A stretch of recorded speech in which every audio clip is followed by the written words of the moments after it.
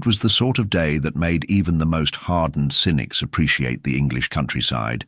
Mild sun filtered through a soft gauze of clouds, birdsong floated from hedgerows, and the scent of just-trimmed lavender clung to the air. The little village of Little Wythens, nestled quietly between the greener parts of Gloucestershire, stirred with its usual blend of genteel conversation and restrained excitement. It was Garden Club Day, an event that brought together the parish's most avid flower growers, gossip lovers, and cake bakers. The event took place on the vicarage lawn, a sprawling patch of green bordered by rose beds and topiary, where card tables were spread with lace cloths and floral arrangements vied for admiration. Mrs. Banbury Wright, the club president and de facto arbiter of all things social, stood near the refreshments table, slicing Victoria sponge with the air of one who believed the fate of England's dignity rested in her gloved hands. Miss Marple, dressed in a pale lilac two-piece and holding a teacup with dainty precision, sat beneath a linden tree. She watched, eyes mild behind her spectacles, as the villagers milled about. At 93, she had perfected the art of appearing unassuming. Her hair was white and neatly pinned, her hat modest, and her small frame nearly swallowed by the garden chair. To any casual observer, she might have seemed another sweet old dear come to coo at hydrangeas and overpraised lemon drizzle. But Jane Marple never watched a room without learning something. I do say, she has the delphiniums to win again this year, muttered Mrs. Edgecombe to her companion, nodding toward a display with more jealousy than admiration, though I've heard whispers about where she gets her bone meal. Imported, no doubt, came the dry reply. Or stolen. Miss Marple's gaze moved gently from the women to the man hovering near the entryway to the vicarage. He was not local. That much was certain. His shoes were too polished, his shirt too crisp, and his manner too careful. Nervous, not socially awkward, but alert in a way that didn't suit a village fete. He held a small leather satchel close to his side and looked about as though waiting for someone who had not arrived. Meanwhile, talk had turned to the weekend's excitement, a charity jumble sale that had unearthed, of all things, a sealed letter tucked into the lining of an old dressing-table drawer. Mrs. Banbury Wright had made a small ceremony of opening it, assuming some nostalgic tale or confession of love. Instead, the contents had stirred unease. Well, I, for one, think it's a prank, declared Colonel Templeton, leaning heavily on his cane. These sorts of things always crop up in places like ours. Small towns breed long memories. But the letter was dated, cried Miss Hartley, the schoolmistress, last Thursday, and it said, by the time this is read, someone will already be dead. You can't blame us for being unnerved. Has anyone died? Asked the Colonel with heavy sarcasm. Not yet, said Mrs. Edgecombe ominously, peering into her teacup as though it might offer insight. That statement hung unpleasantly in the air. Even the bees around the peonies seemed to buzz a touch louder. Miss Marple sipped her tea. No one had died. Not yet. At that moment, the man by the door, still unnoticed by most, spoke quietly to Reverend Chiswell, handing him an envelope. The vicar, a mild man with a perpetually confused expression, accepted it with a nod, but as he opened it, a visible change came over him. His face paled. Is something the matter, Reverend? Asked Miss Banbury Wright, who had the instincts of a bloodhound when it came to drama. The Reverend hesitated. Then, like a man remembering he had an audience, he folded the paper neatly and tucked it into his coat. Just a matter for the vestry. Nothing of importance. Miss Marple's eyebrows lifted a fraction of an inch. She had seen that look before, once when a young girl tried to hide a broken teacup, and again when an underfootman lied about a missing silver salt spoon. Guilt, tightly leashed by necessity, as the man with the satchel turned and left without so much as a scone or a handshake. Miss Marple's gaze lingered after him. There was something final in his step, A delivery, perhaps, or a warning. Well, declared Mrs. Edgecombe brightly, if no one's dead yet, perhaps the letter was wrong after all. But of course, the letter hadn't said when, only that it would happen. Miss Marple set down her cup with precision. Somewhere amid the cordial conversations and geraniums, the first step toward murder had already been taken. The following morning in Little Withens dawned crisp and mild, with mist coiling gently around the hedgerows and church spire. By 9:30, gossip had already begun to percolate through the village like water through coffee grounds. The letter, it seemed, had been more than an idle curiosity after all. Though no one had been officially informed, it was quietly understood that Reverend Chiswell had locked the note away in his office and that its contents had left him visibly shaken. Miss Marple, as always, began her day early. She sat in her small drawing room with a delicate crochet shawl wrapped about her shoulders, sipping tea and perusing a copy of the Times that bore yesterday's date. The headlines were unremarkable, something about farming subsidies, a minor, political scandal, but her mind wasn't on print. Her thoughts lingered on the strange man with the satchel, the anonymous letter, and the curious atmosphere that had followed. She did not believe in coincidence. Not of that kind. A letter predicting death followed by a stranger's sudden visit and the vicar's distress. These things were linked, surely. She had seen too much of life to think otherwise. A soft knock sounded at her door, and when she rose to open it, she found Mrs. Hartley, the schoolmistress, standing on the step with a worried frown and a basket of preserves in hand. "I thought you might like some blackcurrant jam," she said, stepping inside before Miss Marple could answer. "And I must say, Jane, I hardly slept a wink last night." "Oh? Something troubling you?" Miss Marple asked, guiding her guest into the sitting room with practiced grace. "It's that letter," Mrs. Hartley whispered, leaning forward as though afraid the curtains might overhear. "Do you know what they're saying now?" "That the vicar received a second message. Yesterday afternoon, just after that man left." "I did notice the exchange," Miss Marple said mildly. "The man didn't stay long." "No, and he wasn't friendly. Kept his eyes down and his mouth shut. Very military in bearing, though not army, not that I'm any expert. Still, something about him said official. Perhaps something to do with the police." Miss Marple's eyes narrowed slightly. "That would be quite unusual, don't you think? To send a policeman with no insignia and no introduction? I rather suspect, if he were with any authority, the vicar would not have hidden the note away." "So quietly," Mrs. Hartley blinked. "Then who was he?" "That is precisely what I hope to discover." They talked a while longer, mostly about the garden club and its ongoing feud between Mrs. Edgecombe and Mrs. Banbury Wright over peony classifications. But behind every word floated the tension of unspoken fears. Death, once only mentioned hypothetically, now hung in the air with weight and anticipation. That afternoon, Miss Marple took a quiet walk through the village, pausing to admire the climbing roses along Miss Lingard's stone wall and stopping by the baker's for a small loaf.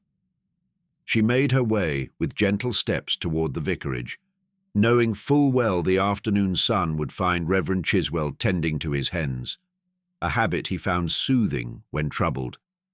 She was not wrong.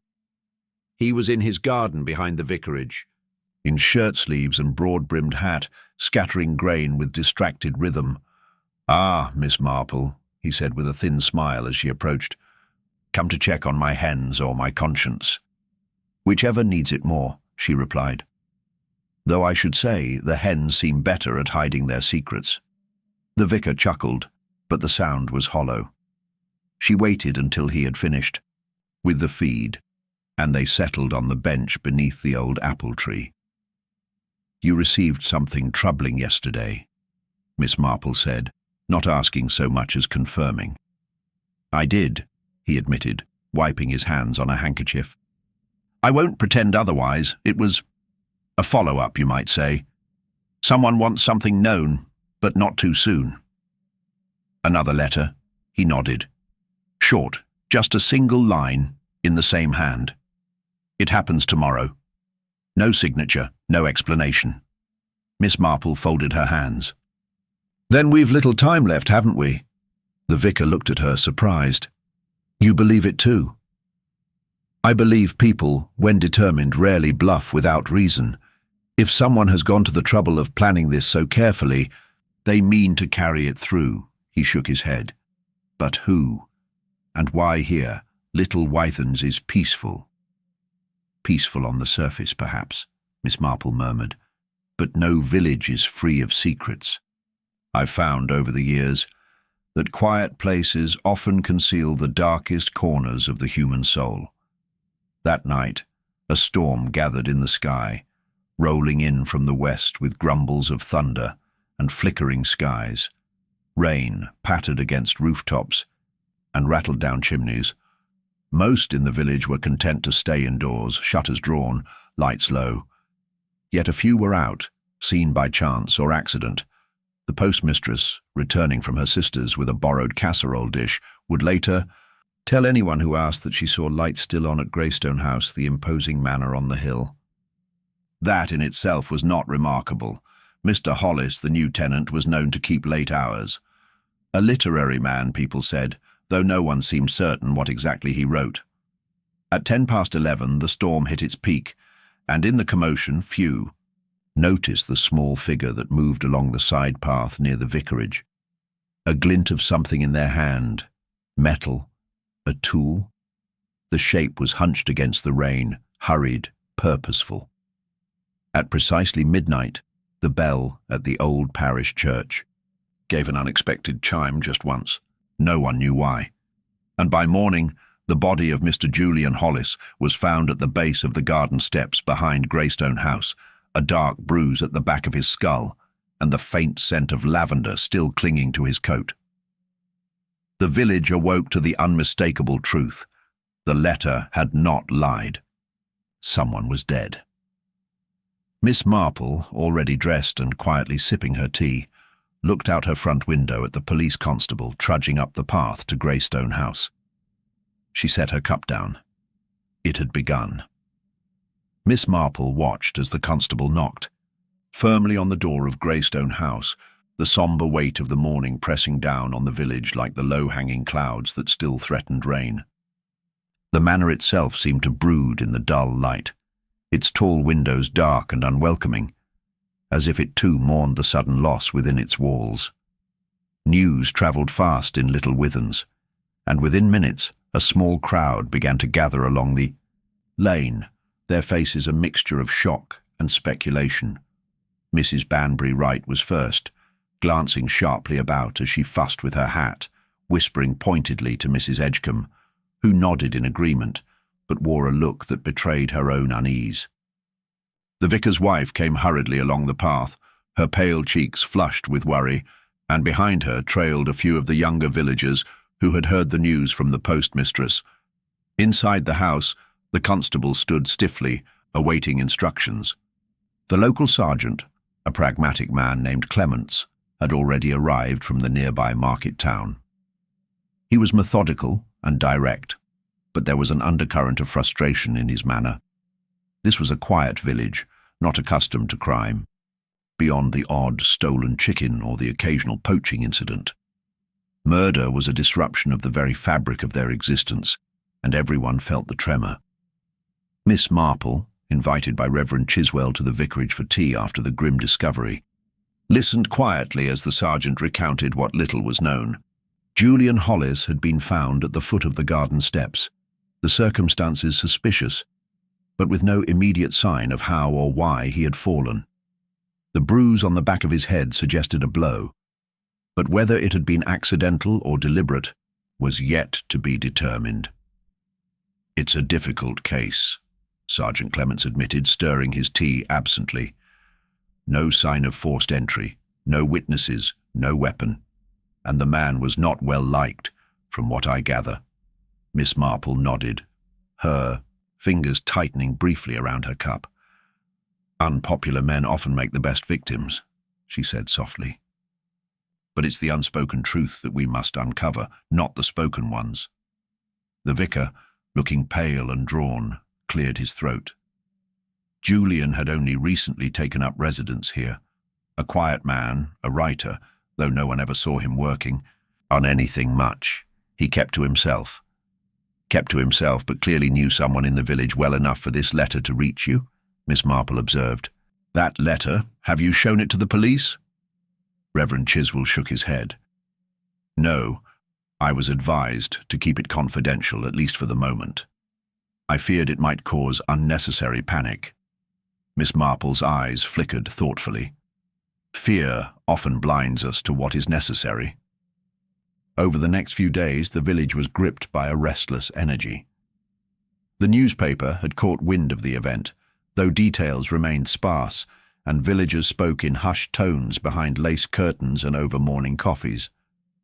The garden club was postponed, and many seemed to find their usual comforts disturbed by an invisible shadow stretching over Little Withens. Miss Marple, however, moved quietly and deliberately through the days, gathering impressions more than evidence. She visited the manor under the pretense of expressing condolences, watching the reactions of those she encountered. Mrs. Hollis, the widow, was a fragile woman with sharp eyes that betrayed deeper pain than she let show. Her answers were careful, rehearsed even, and yet there was a fleeting tremor in her voice when she spoke of her late husband's recent behavior. He'd been nervous lately, she confided softly, checking the locks, looking over his shoulder. I thought it was the stress of his work. Did he say who or what troubled him? Miss Marple asked gently. Mrs. Hollis shook her head. No, only that someone was watching him, and that the letter was disturbing. And this letter, had you seen it? No. He kept it hidden, only showed it to the vicar. Miss Marple made a mental note of this secrecy. It was a pattern she had seen before. Fear that breeds silence, silence that breeds suspicion. Returning to the village, she next sought out the schoolmistress, Mrs. Hartley, who had been one of the first to speak of the letter publicly. Mrs. Hartley was a woman of sharp intellect and quick tongue, with a tendency to assume the worst in people, but Miss Marple had always found her truthful in matters of fact. It's terrible, Jane, Mrs. Hartley said, speaking softly as if the walls might carry her words away, to think that something so sinister could take root here. I've been telling the children to be careful. Some of them saw that strange man at the fete. Did they describe him? Not well. Tall, dark coat, but one boy said he carried a satchel, like a messenger of ill tidings. Miss Marple smiled faintly. The man with the satchel. I wondered about him. They spoke at length about the villagers' suspicions and the petty rivalries that might have grown into darker things. Miss Marple was careful to listen without giving much away, noting carefully the ways people contradicted themselves or avoided direct answers.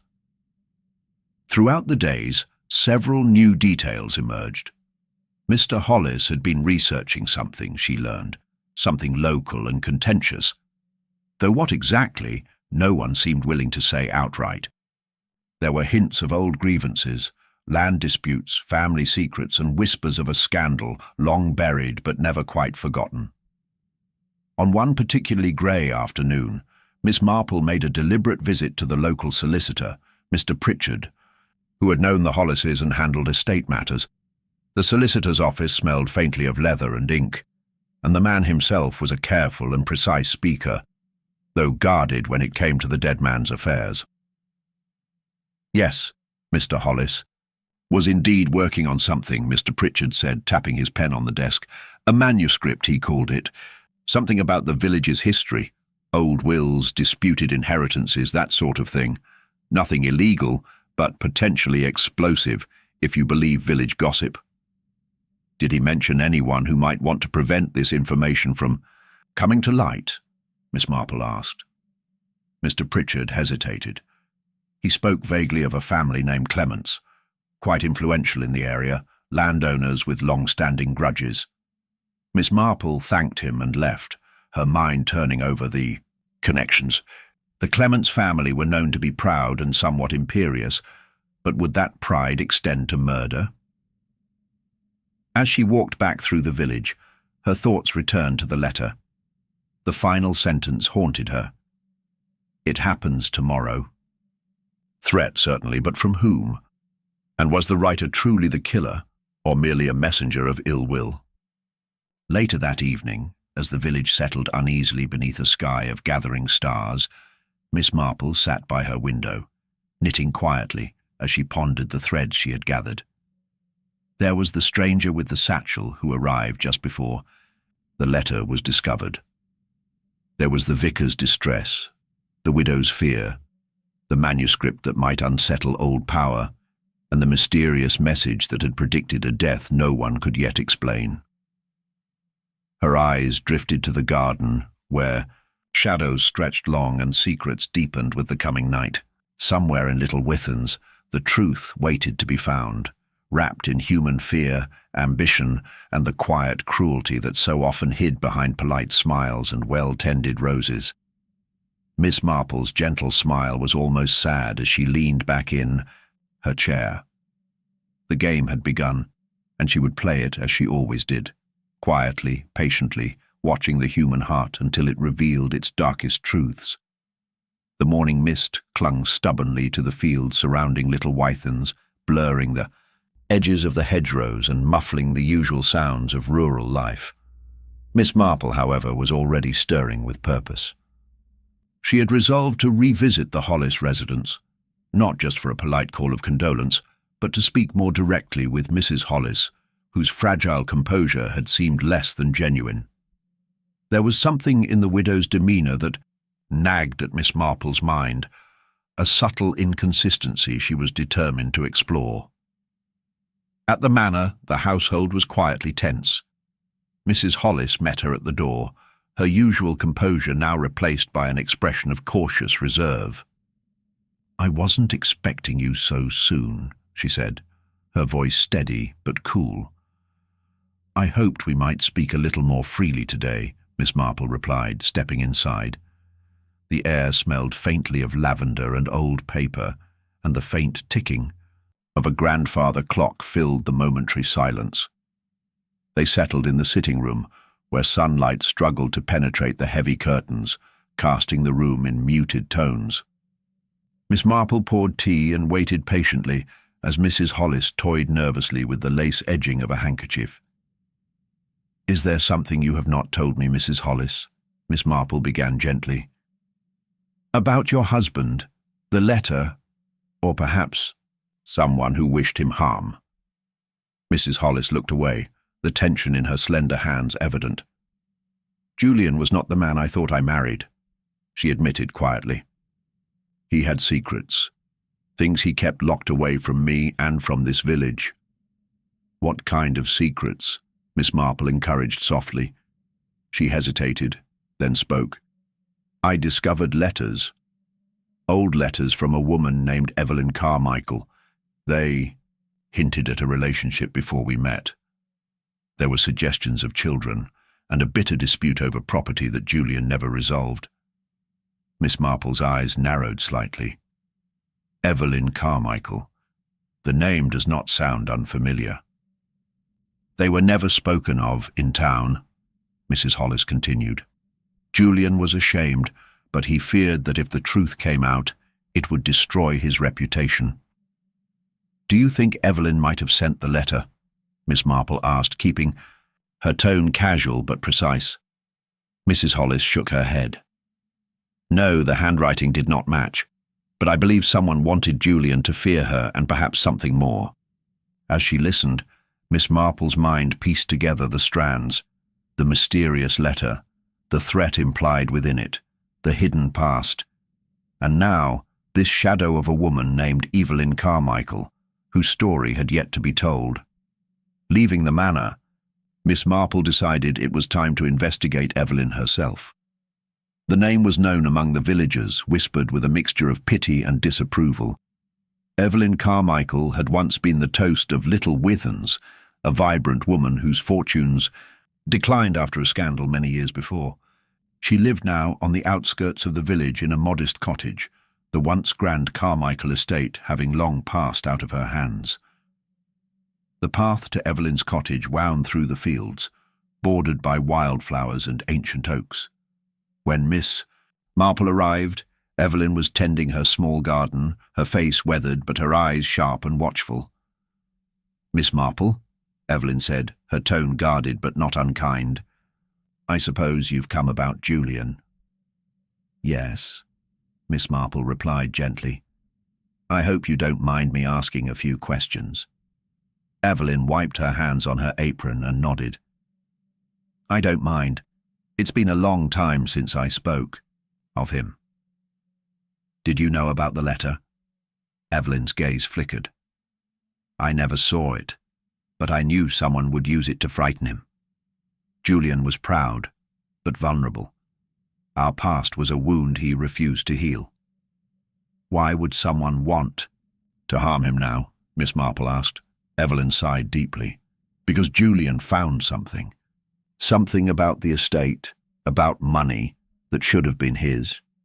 He was getting too close to truths some people wanted buried." Miss Marple's thoughts raced. The tangled web of old grievances was clearer now, but the question remained, who had the most to lose? Returning to the village, she stopped by the village shop, where gossip was as abundant as the shelves of preserves and fresh bread. Mrs. Penny, the shopkeeper, was eager to share what little she knew. "Did you hear about Mr. Hollis and that letter?" Mrs. Penny whispered conspiratorially. "Folks say it was a warning. Some even say it was meant to scare him off." "Who do they suspect?" Miss Marple asked casually. Mrs. Penny glanced around before lowering her voice. "Well, the Clements. Family, naturally. Their land borders the Carmichaels, and there's been bad blood ever since old Mr. Clements lost that legal battle. Some say Julian was digging up more dirt. Have you noticed anything unusual lately?" Mrs. Penny's eyes twinkled with suspicion. "A strange man came into the shop last week, asked about Julian. Wore a long coat and a satchel, looked like he didn't belong here." Miss Marple's heart quickened. The stranger with the satchel, this was the third mention of him. There was more to this visitor than mere curiosity. That evening Miss Marple attended the village council meeting, held in the modest hall by the green. The atmosphere was thick with tension as villagers debated how to move forward. Some called for an increased police presence, others urged calm and patience. Mr. Clements himself was present, his posture rigid, his expression guarded. When Miss Marple caught his eye, she noticed a flicker of unease, quickly masked by a practiced smile. After the meeting, she approached him with gentle directness. "Mr. Clements, may I ask about your relationship with the Hollis family?" His eyes hardened.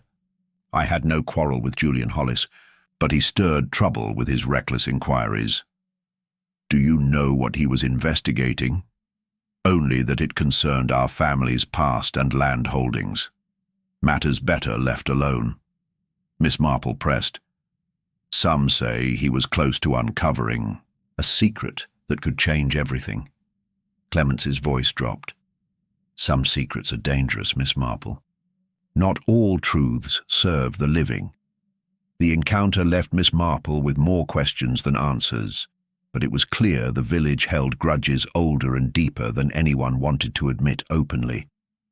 Later that night, as she settled by the fire with a fresh cup of tea, Miss Marple's thoughts returned to the letter, the stranger, and the fragile widow.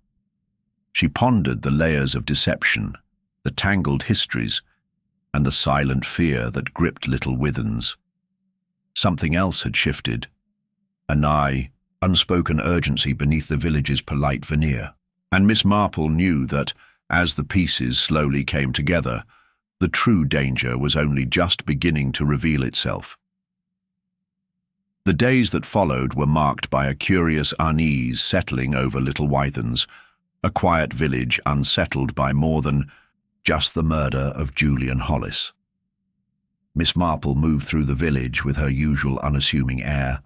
quietly observing the small gestures and subtle tensions that others overlooked. She noted the furtive glances exchanged in the market, the hushed conversations abruptly ending as she approached, and the faint, almost imperceptible changes in routine. The mysterious visitor with the satchel had become a fixation in Miss Marple's mind. Whispers of his presence grew, though no one could say with certainty who he was or what he sought. Miss Marple decided it was time to visit the local inn, the King's Arms, a favoured gathering place for villagers and travellers alike. If anyone might have noticed the stranger, it would be the innkeeper, Mr. Collins, whose keen memory for faces was well known. Inside the dimly lit common room, the familiar scent of wood smoke and ale hung heavy in the air. Mr. Collins polished a glass behind the bar, his eyes brightening when he saw Miss Marple enter. "Good afternoon, Miss Marple. What brings you here today?" "I'm hoping you might help me with a small matter," she said gently. "Have you seen anyone recently who might match this description?" She described the visitor, the long coat, the satchel, the somewhat out-of-place demeanour. Mr. Collins nodded thoughtfully. "Yes, I recall such a man. Came through last Tuesday, late afternoon. Asked many questions about Julian Hollis and the Carmichael estate, though he was careful not to be too direct." "Did he say where he was from?" "Not exactly, but he mentioned London, and that he was a solicitor by trade." Miss Marple's interest deepened. A solicitor asking about land and old family disputes was no casual coincidence. She made a mental note to inquire further at the local law office the next day. Later that afternoon, as the village streets grew quiet, Miss Marple walked toward the modest building housing the village solicitor's practice. The sign, weathered but clear, read Harrison and Cotu. She was greeted by a young clerk who was polite but somewhat nervous. "Mr. Harrison is in court today, but I can try to help," he offered. Miss Marple explained her inquiry delicately, careful not to raise suspicion. "I understand a solicitor recently visited Little Withens, asking about the Carmichael estate and the late Julian Hollis. Would you happen to know who it was?" The clerk hesitated, then retrieved a small ledger. "There was a Mr. James Forrester from London who made inquiries last week. He said he represented a client interested in reclaiming property connected to the Carmichael family. Do you know who his client might be?" Mr. Forrester didn't specify, but he was quite insistent on obtaining documents related to land ownership and previous disputes. Miss Marple thanked the clerk and left, the pieces beginning to form a clearer picture. Someone was indeed trying to reclaim what had once belonged to the Carmichaels, and that someone was serious enough to send a solicitor. That evening she received an unexpected visitor. It was Reverend Langley, the village vicar, who had called to pay his respects and offer what assistance he could. Over tea, the conversation turned to the village's undercurrents. "Miss Marple," the Reverend said quietly, "there is much unrest, far deeper than the murder. Old wounds and grievances that have never fully healed." "I have sensed that," she replied. "Do you think the church might hold some record or knowledge that could shed light on these disputes?" The Reverend nodded. "The parish archives contain old records, deeds, correspondences, and personal notes. Some of these documents have never left the church. It might be worth a look." Miss Marple thanked him and arranged to visit the archives the next morning. The church was cool and dim, the quiet punctuated only by the occasional creak of timber. In the small, cramped room dedicated to the archives, dusty ledgers and faded papers lay stacked in disorder. The Reverend assisted Miss Marple in locating documents related to the Carmichael estate and the Hollis family's connections. Among the fragile papers, she found a bundle of letters bound with a faded ribbon. They were correspondence between Evelyn Carmichael and Julian Hollis, confirming a secret pact and a financial arrangement concerning the estate. But more intriguingly, there was mention of a hidden clause in a will, something that could dramatically affect ownership. Miss Marple's fingers traced the faded ink. This is significant. It suggests the motive for the murder was not just personal, but tied to property and inheritance. Yes, the Reverend agreed. And if this clause were uncovered, it might jeopardize certain families' claims, including those of the Clements. Her mind raced back to Mr. Clements's warnings and the quiet hostility she had witnessed. There was more at stake than anyone had admitted aloud. Determined to deepen her understanding, Miss Marple decided to visit the Clements' estate.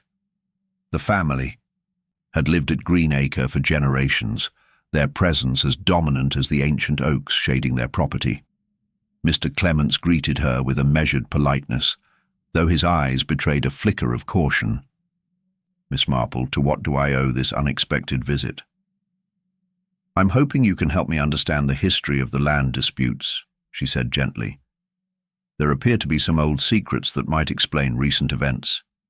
He sighed, leading her into a comfortable drawing room where portraits of stern ancestors watched over the conversation. "The Carmichaels and the Clements have long been at odds," he began. "It was a bitter legal battle decades ago, one that left wounds no court could heal. The land changed hands, but the resentment never faded. Do you believe Julian Hollis's discovery threatened your family?" "I cannot say what he found, only that some truths are better left buried. The estate, the money, the reputation, it all hangs in a delicate balance." Miss Marple nodded thoughtfully. "Have you noticed anyone acting suspiciously? Anyone who might have gone to great lengths to keep these matters quiet?" He hesitated before replying. "There have been strangers asking questions, and some villagers have been less than forthcoming. But no one would dare commit murder over this, would they?" Miss Marple allowed herself a small smile. "Sometimes, Mr. Clements, fear and desperation drive people to do the unthinkable." As she left Greenacre, a chill wind stirred the autumn, leaves scattering them like forgotten memories across the gravel.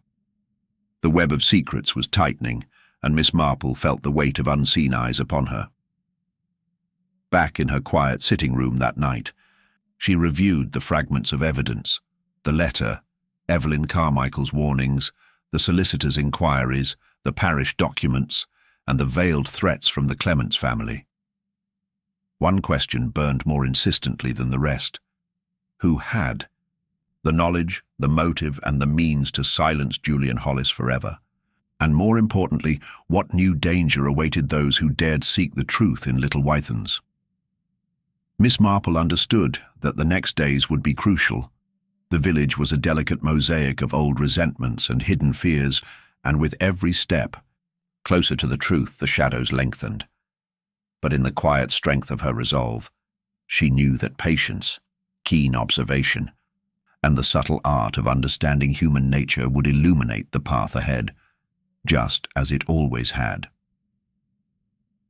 The morning after her visit to Greenacre, Miss Marple awoke to the usual quiet of Little Wythens, but there was a subtle shift in the atmosphere. A sense of anticipation mingled with unease. The village was still recovering from the shock of Julian Hollis's murder, and now, with the discovery of the solicitor's inquiries and the concealed clause in the will, the tension had thickened palpably. She dressed with her customary care, choosing a soft woolen shawl against the chill autumn air, then made her way toward the village shop, knowing that places like these often served as informal gathering points where the pulse of the community could be felt. The shopkeeper, Mrs. Pettigrew, greeted her with a cautious smile. "Good morning, Miss Marple," she said, glancing toward the window as if expecting someone. "It's all rather dreadful, isn't it? Such a terrible thing to happen in our quiet village." "Indeed," Miss Marple agreed, selecting some biscuits. "Have you heard any new news? Any gossip that might shed light on the matter?" Mrs. Pettigrew leaned in slightly, lowering her voice. "Well, there's talk of a second visitor to Little Wythens, an elderly gentleman who arrived just after the solicitor left. No one knows who he is, but he's been seen walking near the Carmichael estate and asking questions about the old family disputes." Miss Marple's interest was piqued. Another stranger, arriving with questions about the same tangled history. She asked Mrs. Pettigrew if anyone had spoken directly with the man or knew where he was staying. The shopkeeper shook her head, but promised to keep an ear out. Leaving the shop, Miss Marple decided it was time to revisit the Carmichael estate itself. She had been granted permission to enter the property by Evelyn Carmichael some days before, and she now wished to explore more carefully, particularly the grounds and the area around the small garden where Julian Hollis had been found. The estate was imposing, with its tall, ivy-clad walls and windows reflecting the grey sky. Evelyn greeted her with a wary but polite smile.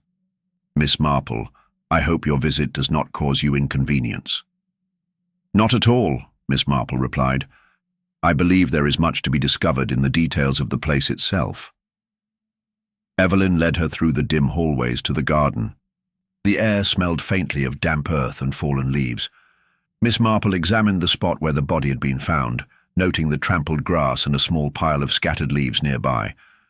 She bent down, carefully moving the leaves aside, and something caught her eye: a thin, folded piece of paper tucked beneath a stone. She unfolded it gently. It was a note, written in a hurried, almost illegible hand. "Trust no one, for the letter was written before the crime. The past is not as it seems." Miss Marple's eyes narrowed. The phrase echoed the very title of the mystery. Whoever had written this note had intended it to be found, perhaps as a warning or a final message from the victim himself. Evelyn's voice broke through her thoughts. "What have you found?" "A clue, perhaps," Miss Marple said softly, refolding the paper. "This note suggests that the truth lies in what happened before the murder." Evelyn nodded, her face pale. Julian was a careful man. He must have suspected danger, but who could he trust? The question lingered as Miss Marple continued to scan the garden, paying attention to the smaller details: the direction of the footprints, the disturbed soil near the hedge, and the absence of any sign of forced entry to the estate. Whoever had come to visit Julian had been known to him.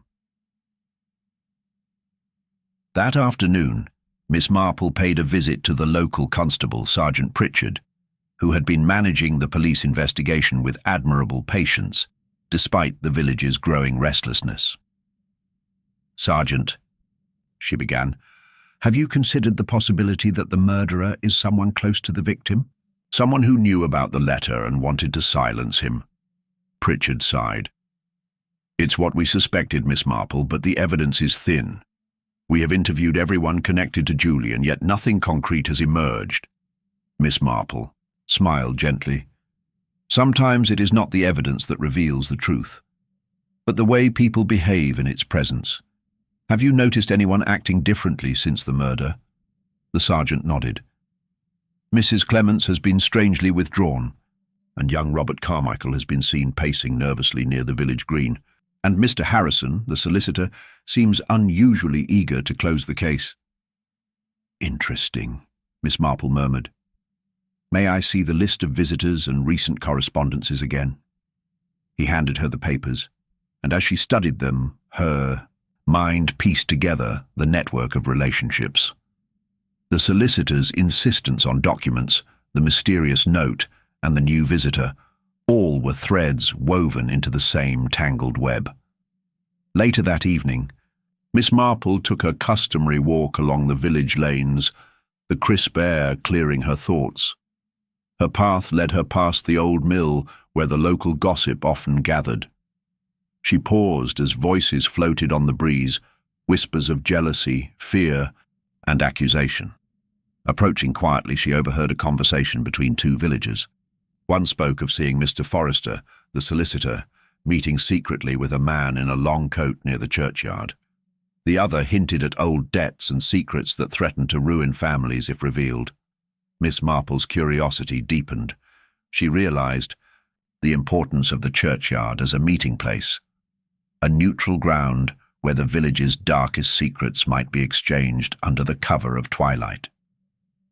The following day, she arranged to speak with Reverend Langley again, hoping to learn more about the churchyard's significance. The vicar welcomed her inquiries and shared that the churchyard had indeed been a discreet meeting point over the years, often used to exchange letters or discuss matters away from prying eyes. Together, they walked among the weathered tombstones. Miss Marple paused by an old, nearly illegible epitaph. "Many families here have histories intertwined with old grievances," she said. "It would not be surprising if some matters were settled far from the public eye." Reverend Langley agreed, his gaze somber. "The past is never truly buried, Miss Marple. It only waits for the right moment to surface." Her thoughts returned to the note. The letter was written before the crime. The letter must be the key to unraveling the mystery.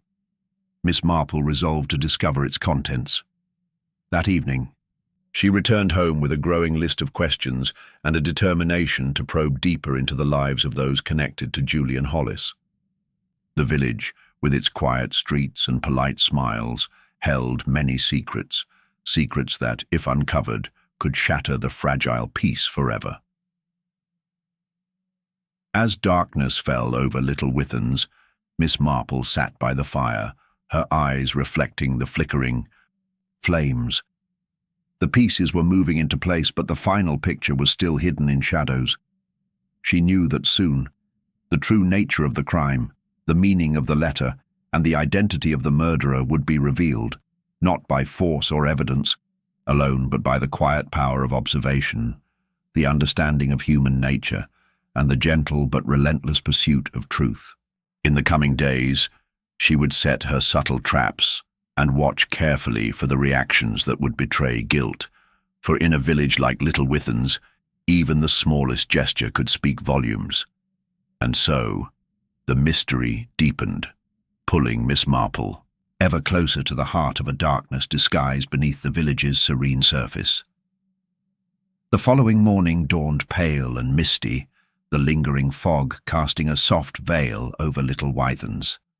Miss Marple, ever alert to the subtle rhythms of village life, noticed how the mist seemed to cloak not only the landscape, but also the unease that had settled like a shadow over the community. As she stepped outside, the chill air sharpened her thoughts, and she resolved to visit a few more of the key players in the unfolding drama. There was much to be uncovered before the puzzle could take its final form. Her first stop was the modest cottage of Mrs. Clements, a woman who had kept to herself since the murder, her once warm smiles replaced by a guarded reserve. The door opened after a polite knock, revealing Mrs. Clements standing stiffly in her floral apron. Her eyes, usually bright, now looked clouded with worry. "Miss Marple," she greeted hesitantly, "I didn't expect to see you so soon." "I thought a visit might be welcome," Miss Marple replied gently. "I've been reflecting on our last conversation. You mentioned that Julian and Robert Carmichael had a quarrel. Might you tell me more about it?" Mrs. Clements glanced down, her fingers nervously wringing the edge of her apron. It was nothing serious, really.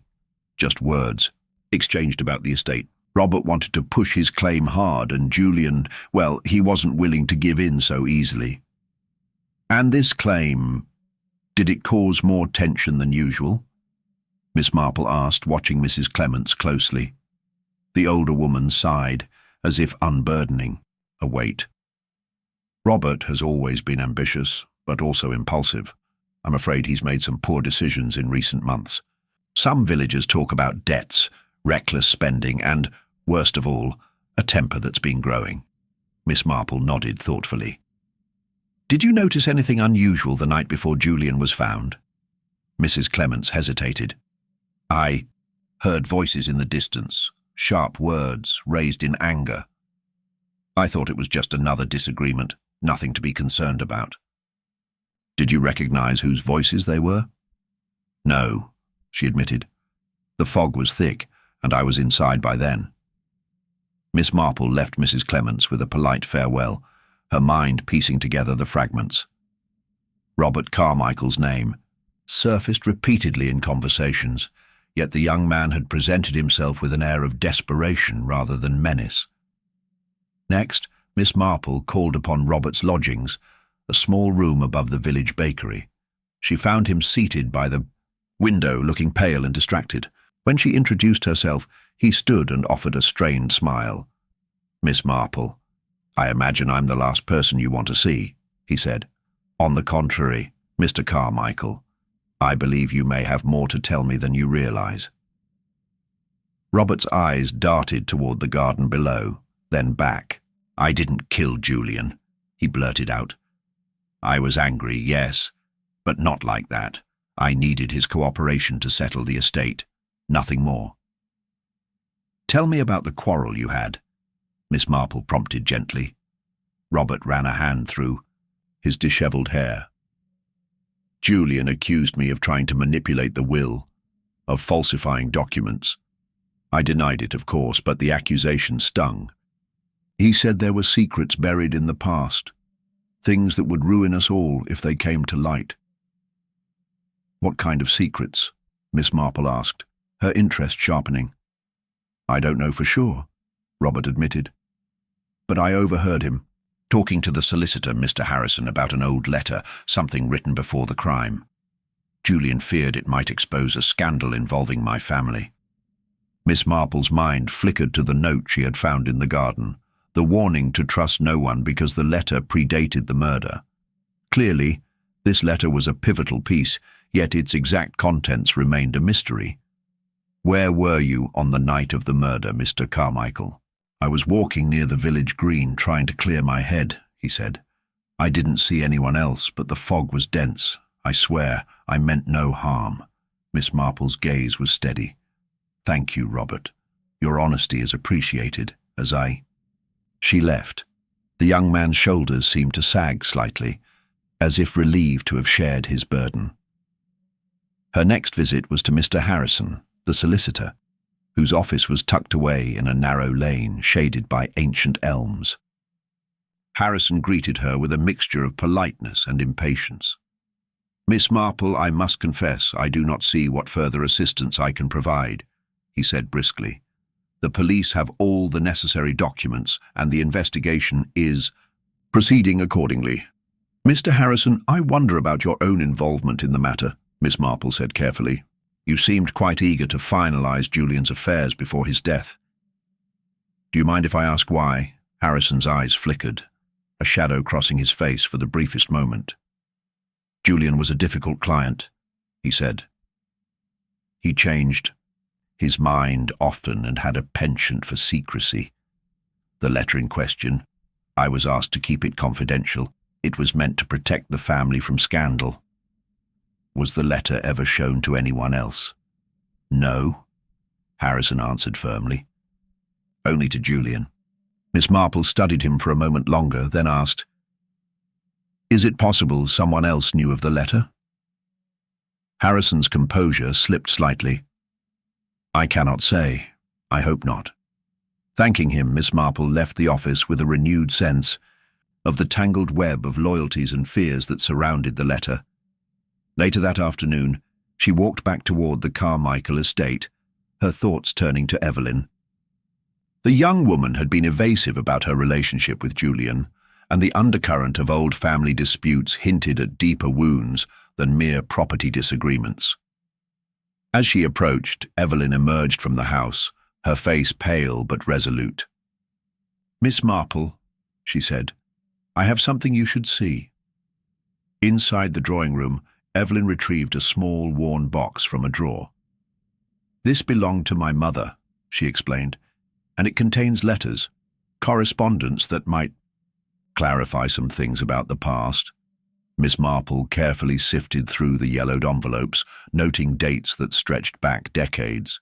The letters revealed a story of love, betrayal, and secrets between Evelyn's mother and a man whose name was conspicuously absent from family records. One letter in particular caught her eye. It mentioned a dispute over a forged document and a hidden inheritance. "Could this be connected to the letter Julian mentioned?" Miss Marple inquired. Evelyn nodded. "My mother's reputation was tarnished by accusations that I now believe were false. The pieces were falling into place. The old scandals, long buried by time, now threatened to unravel the present. That evening, as Miss Marple returned to her cosy cottage, she reflected on the day's revelations. The web of intrigue was more complex than she had first thought. The letter written before the crime was not simply a warning, but a key to exposing lies and resentments that stretched back through generations. She knew the time was near for subtle confrontation, to watch reactions, to provoke admissions without direct accusation. In Little Wythens, where everyone knew everyone else's history, the truth often came out in the smallest gestures and the faintest changes of expression. Miss Marple prepared her mind for the delicate psychological game ahead, confident that the murderer's own nature would ultimately betray them.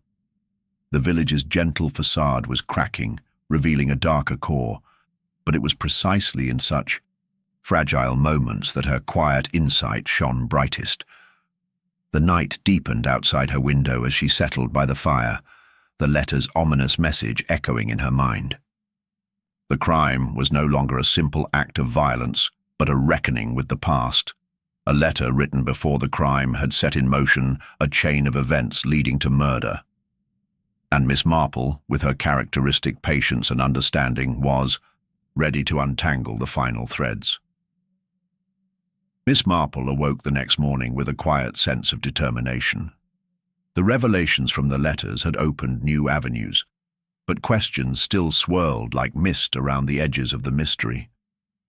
The village of Little Wythens held its breath beneath the overcast sky, and she felt the subtle pressure of unseen eyes watching, waiting to see what would come next. Her first call was to Reverend Langley. She had a growing sense that the churchyard, with its history as a secret meeting place, might be central to the unfolding story. The vicar received her warmly, and together they revisited the gravestones beneath the ancient yews, where shadows danced in the pale morning light. "Miss Marple," Langley began thoughtfully, "I have come across something in the parish records that might be of interest. A certain Jonathan Carmichael, an ancestor of Robert, was involved in a scandal much like the one hinted at in those letters. It was hushed up at the time, but it involved forged documents and a disputed inheritance. That aligns closely with the contents of Evelyn's box," Miss Marple observed. "It seems the Carmichael family history is fraught with secrets that still resonate today." Langley nodded. "Indeed. And there's one more thing. A letter dated shortly before Julian's death was found among the church's archives. Mistakenly filed away. It references a meeting scheduled in the churchyard at midnight, signed only with the initials J.C. Miss Marple's eyes narrowed. A midnight meeting, most likely a rendezvous connected to the letter that predates the crime. Precisely, Langley agreed. It suggests that someone was arranging to confront or exchange information with Julian on the very night he was murdered. The weight of this new clue settled heavily between them. Miss Marple resolved to uncover who had been present at that meeting and what had passed between them. Later that afternoon, she returned to the Carmichael estate, where Evelyn awaited her with a look of anxious anticipation. The young woman had grown more withdrawn since the letters were revealed, but there was a flicker of resolve in her eyes.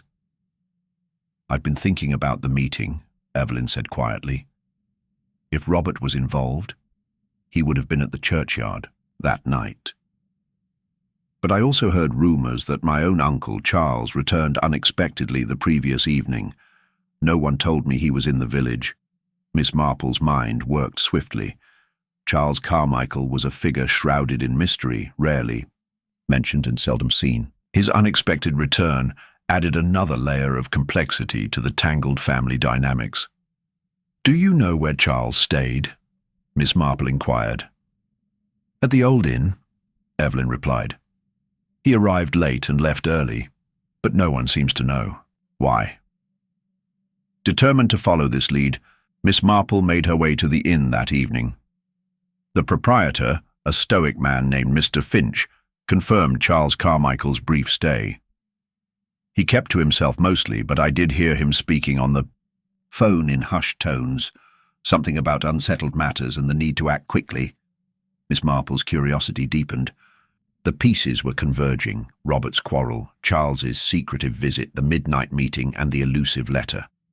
All seemed bound by a shared urgency and hidden past.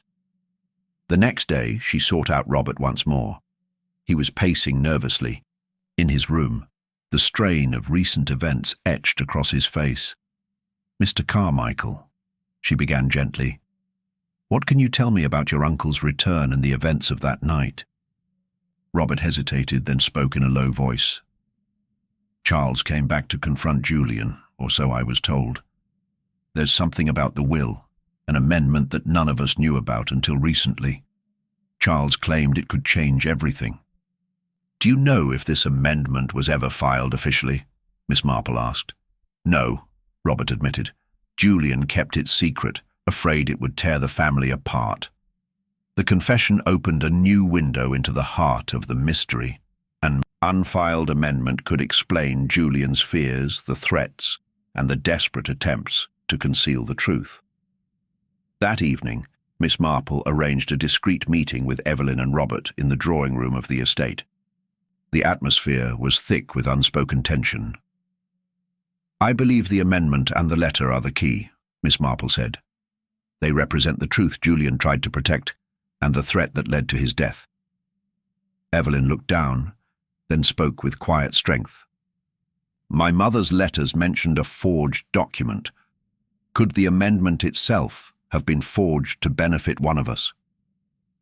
Robert's expression darkened. "If that's true, then someone among us is willing to kill to keep it hidden." Miss Marple's gaze swept the room. "We must find the letter and the amendment. Only then can the truth be revealed." The following day, she returned to the solicitor's office. Harrison, though evasive, could no longer avoid her questions. "Mr. Harrison, the letter and amendment, where are they now?" The solicitor swallowed, then confessed. "They were hidden in a safe deposit box at the bank. Julian entrusted me with the key." Miss Marple's heart quickened. "May I see the box?" Reluctantly, Harrison led her to the bank, where the box was retrieved.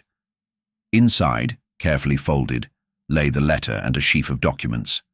The letter was brief but damning, an admission of a forged amendment and a warning that if the truth came out, it would destroy the Carmichael family. As Miss Marple read aloud, the weight of the confession settled on them all. Returning to the estate, she shared the findings with Evelyn and Robert. The revelation ignited fierce arguments, accusations flying like sparks in a tinderbox. But beneath the turmoil, Miss Marple observed the subtle shifts, the brief flickers of guilt, the defensive postures, the calculated silences. She realized the murderer was among them, someone desperate to keep the past buried at any cost. Night fell over Little Withens. Miss Marple prepared her final moves, ready to expose the truth hidden beneath layers of deception. The village, its secrets unveiled one by one, held its breath for the justice that was about to be served. The Chiwa night air hung thick over Little Withens, a heavy silence settling across the village as stars blinked coldly in the sky. Miss Marple sat quietly by the fire in her drawing room, her knitting resting untouched on her lap. The weight of the letter and the forged amendment pressed upon her thoughts. So many secrets had been laid bare, yet the true motive behind Julian Carmichael's murder still eluded clear definition. The pieces had been placed on the table, but the final pattern remained stubbornly hidden. The next morning, with the village slowly stirring awake beneath a pale dawn, Miss Marple made her way to the Carmichael estate once more. The atmosphere there was taut with tension, a house divided by suspicion and fear. Evelyn greeted her in the hallway, her face pale and drawn. "I've hardly slept," she confessed. "I keep thinking about what you said, about the amendment and the letter. Who would want to kill to keep that secret?" Miss Marple smiled gently. "That, my dear, is the question, and it requires careful observation rather than hurried judgment. She paused, then added, "Might I speak with your Uncle Charles? His unexpected visit could hold the key." Evelyn nodded uncertainly, but led her upstairs to a small sitting room where Charles awaited. He was a tall, austere man with sharp eyes and a guarded expression, his presence as enigmatic as the man himself. "Mr. Carmichael," Miss Marple began, "you came to Little Withens shortly before Julian's death. I understand you wished to speak with him about the family affairs. What exactly did you hope to uncover?" Charles regarded her for a long moment. "I suspected the amendment was fraudulent," he said carefully. "Julian was manipulating the family's future for his own benefit. I came back to confront him, to demand the truth." Miss Marple nodded slowly. "And did you meet him that night?" Charles's eyes flickered briefly. "Yes, but only briefly. We argued, but nothing more. He told me to leave before things got worse." Miss Marple noted the tension beneath his words, but sensed he was withholding something. "Did anyone see you that night? Could you confirm your whereabouts after the meeting?" "I was alone," Charles replied. "No one saw me leave." The absence of an alibi heightened suspicion, but Miss Marple withheld judgment.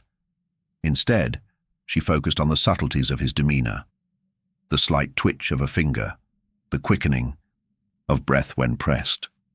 As she stepped away, her mind turned to Robert, who had grown increasingly withdrawn. Later that day, she found him in the garden, staring blankly at the hedgerows. "Robert," she said softly, "you bear the weight of many things. Tell me, have you noticed anything unusual in the days before Julian's death? Perhaps something that might have seemed insignificant at the time." Robert hesitated, then spoke with quiet urgency. "There was a man, unknown to most, who visited Julian several times in the week leading up to his death. He never identified himself. Julian grew anxious whenever he arrived." Miss Marple's curiosity deepened. "Did you see this man?" "No, only glimpses. He always stayed out of sight, but his presence was undeniable." "Do you know where Julian met him?" "Sometimes at the churchyard, sometimes in the village square. I think Julian was afraid." The churchyard again. Miss Marple felt the pieces tightening into a web. The mystery man might hold answers to the forged amendment, the threats, and, ultimately, the murder. That evening, Miss Marple returned to the village to speak with Mrs. White, the elderly postmistress who knew everyone's comings and goings. Over a pot of tea, Mrs. White recalled seeing a stranger, cloaked and secretive, lurking near the churchyard on the night Julian was killed. "He kept to the shadows, Miss Marple," Mrs. White whispered. "I didn't recognize him, but he looked like trouble."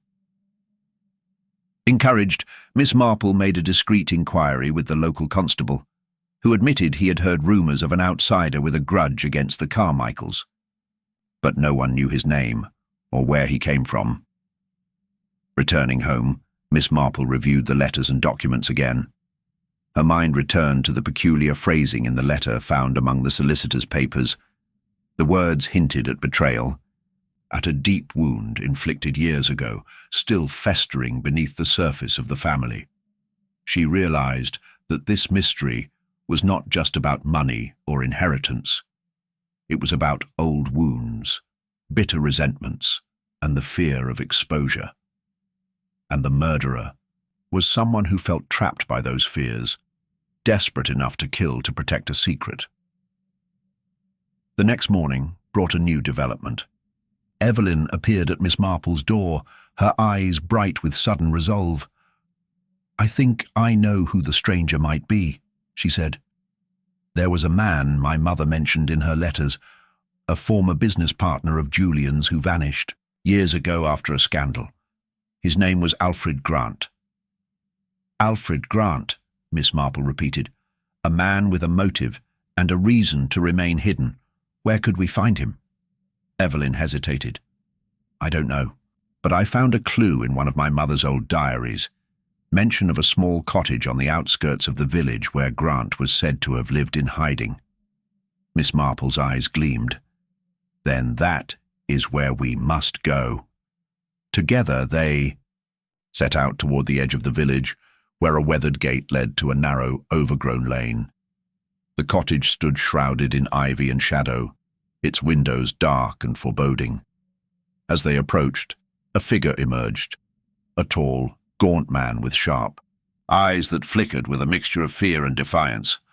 "Alfred Grant?" Miss Marple asked gently. The man nodded, his voice rough but steady. "I heard the name, but I thought I'd never be found again." Miss Marple explained the situation with calm precision, watching closely as Alfred's expressions shifted between guilt, fear, and bitterness. "I never meant for any of this to happen," he said. "Julian wronged me years ago, yes, but I never planned murder. I came to confront him, to demand what was owed to me." "And the forged amendment?" Miss Marple pressed. "That was Julian's doing to cover his tracks. I only wanted justice, not death." His confession filled a crucial gap, but questions remained about the actual night of the murder. "Where were you when Julian was killed?" Miss Marple asked. "I left the churchyard just before midnight," Alfred replied. "I swear I had nothing to do with the killing." Miss Marple studied him carefully. His story was consistent, but could it be trusted? Back in the village, the air was thick with anticipation. The community, once so serene, was now a cauldron of suspicion and unease. Miss Marple felt the final pieces of the puzzle beginning to lock into place, yet the true culprit remained hidden beneath layers of deceit and fear. Her mind returned to the silent figure of Charles Carmichael, the tense and secretive Robert, and the weary Evelyn, whose world had been shattered by betrayal and murder. Each had their reasons, their hidden truths. That evening, Miss Marple gathered the family once more in the drawing room. The time had come for subtle revelations and careful observation. With calm composure, she began to unravel the web of secrets, watching each face for the flicker of truth or the shadow of guilt. The final act was at hand, and the quiet village of Little Withens waited with bated breath to see which of its own had committed the unthinkable act, and why. Miss Marple settled into her favourite chair, her knitting forgotten in her lap as she regarded the assembled family. The drawing room, with its heavy drapes and worn floral wallpaper, seemed charged with a tense anticipation that went beyond the tragic events of recent days. Evelyn sat close to her mother, her expression guarded yet hopeful, while Charles remained stoic but watchful. Robert, still pale and withdrawn, avoided the older woman's eyes. Even Alfred Grant, whose arrival had stirred so many questions, sat quietly, a faint tremor betraying his nervousness. "I thank you all for coming," Miss Marple began softly, her voice gentle but unwavering. "The past few days have revealed much, yet the full truth has remained just out of reach. I intend to explain the events as they occurred and, with your patience, uncover the identity of the person who took Julian Carmichael's life." She paused, glancing at each face in turn. Julian was a man who kept many secrets, and his actions had consequences far beyond what he anticipated. The forged amendment you discovered was part of a plan to manipulate the family's inheritance, but it was not the only factor leading to his murder. Miss Marple's eyes rested on Charles. "You came back to Little Withens to confront Julian, as you admitted. You wished to reveal his deception, but you left before the crime was committed. I believe that much is true. Yet your anger at Julian was well known, and your arrival did unsettle the household." Charles shifted but said nothing. Turning to Evelyn, Miss Marple continued, "You found a letter written by your mother before she died, a letter that threatened to expose Julian's plans. That letter was more than a warning. It was a plea for justice." Evelyn nodded. "Mother, feared Julian's greed would destroy what little family trust remained. And it was that fear, Miss Marple said, that led her to entrust you with the letter, hoping you might stop what was coming. Her gaze then fell on Robert. You noticed the stranger Alfred Grant visiting Julian in secret. You told... Julian appeared anxious. That anxiety, I believe, was rooted in a past dispute, a grievance that went beyond money and touched on pride and betrayal. Robert swallowed hard. I never liked Alfred. There was something cold about him. Miss Marple inclined her head thoughtfully. Alfred, you admit to confronting Julian over old wrongs. You deny involvement in the murder, and your story checks out when considering the timeline. You left the churchyard shortly before Julian's death. Alfred nodded, eyes steady. I wanted only to be heard. To claim what was owed, I never intended harm. Miss Marple's gaze turned toward the shadows where no one else had claimed their place, the quiet corners of the room where secrets often hide. It is said, she said, that the murder was a crime of desperation, born not only from fear of exposure but from the need to protect one's own future. Her eyes locked with Charles's once more.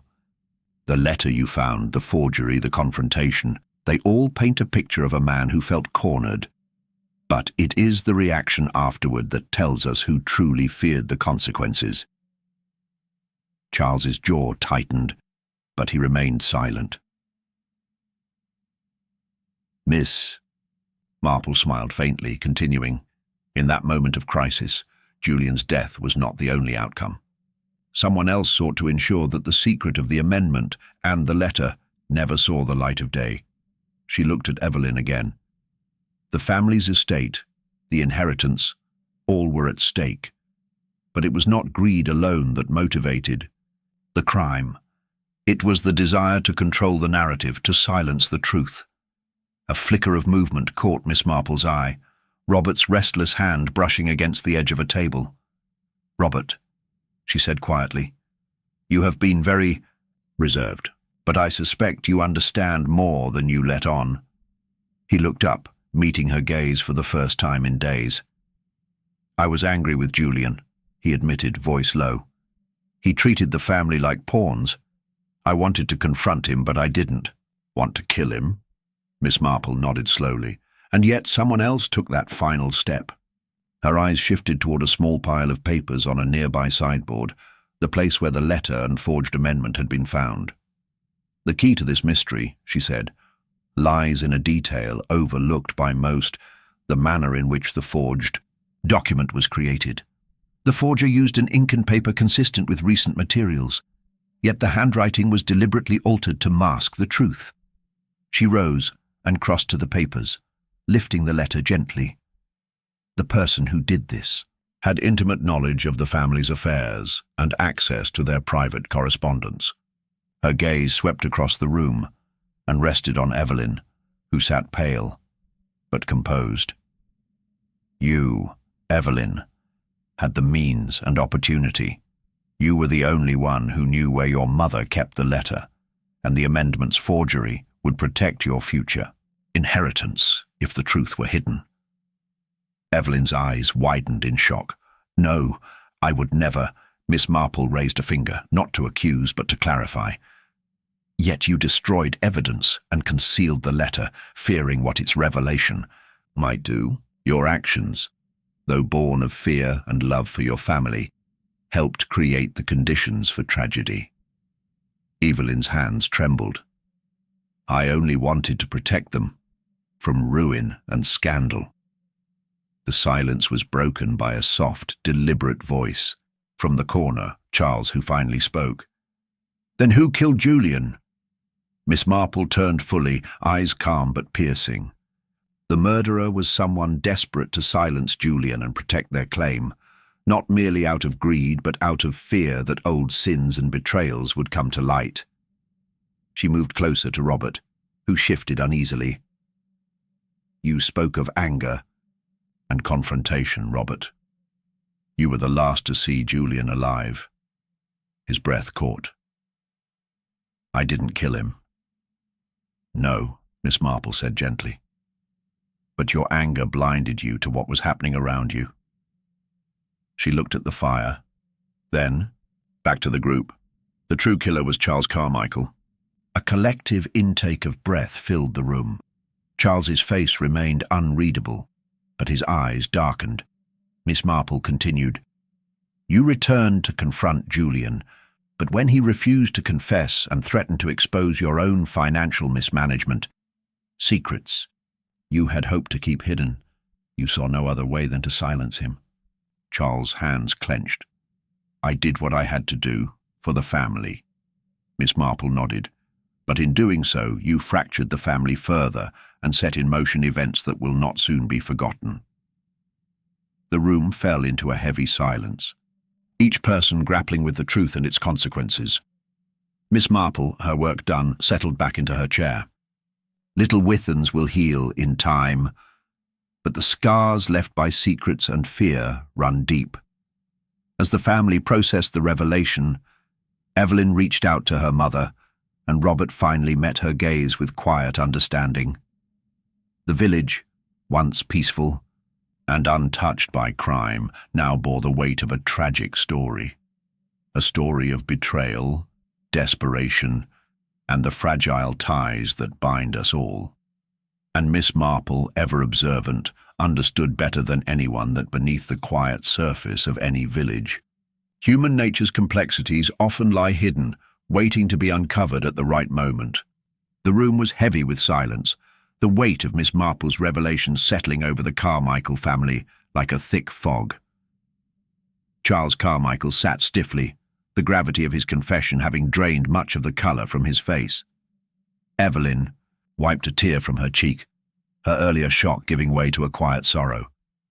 Robert remained seated, the tension in his shoulders easing just a fraction now that the mystery had a name, though the loss still felt raw.